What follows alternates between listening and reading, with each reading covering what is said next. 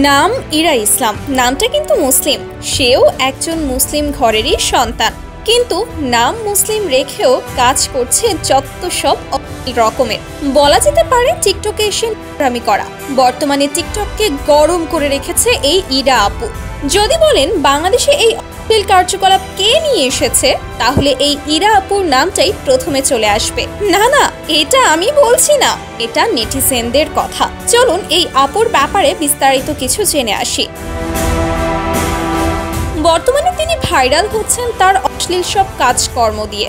টিকটকে ভিডিও করার নামে ছড়াচ্ছে অশ্লীলতা। কাউকে সে পরোয়া করে না। তারা যখন মন চায় তখনই সে ভাবে টিকটকে এসে নাচানাচি করে, কখনো রুমের মধ্যে, কখনো আবার পার্কে, কখনো আবার রিসোর্টেও। দেশে যদি 10 জন টিকটকার থাকে, তার মধ্যে এই ইরা ইসলাম অন্যতম। কখনো তিনি তার শরীরকে এক্সপ্রেশন দিয়ে মানুষের সামনে এনে এমন ভাবে দেখাচ্ছে মনে হয় সে তার বেডরুমে শুয়ে আছে।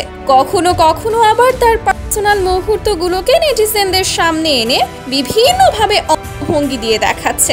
আপনি ভাবতে পারেন একটা মেয়ে কতটা নিচু হলে প্রকাশ্যে এভাবে এসে নোংরামি করতে পারে। কেউ কেউ বলছে এর কি বাবা মা নেই, একে আটকানোর মতো কি কেউ বেঁচে নেই। তার অশ্লীল কার্যকলাপ দিয়ে বহুবার সমালোচনার মুখেও পড়েছিলেন তিনি, কিন্তু তার তাতে কিছুই যায় আসেনি। সে একটাই কথা বলেছে, কে কি বলে বলুক, আমি আমার মতো চলতে পছন্দ করি।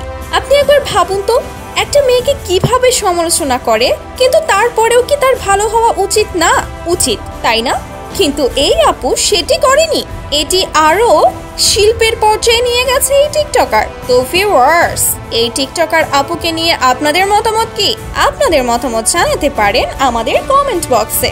আর সেই সাথে আমাদের পেজটি ফলো করতে ভুলবেন না কিন্তু।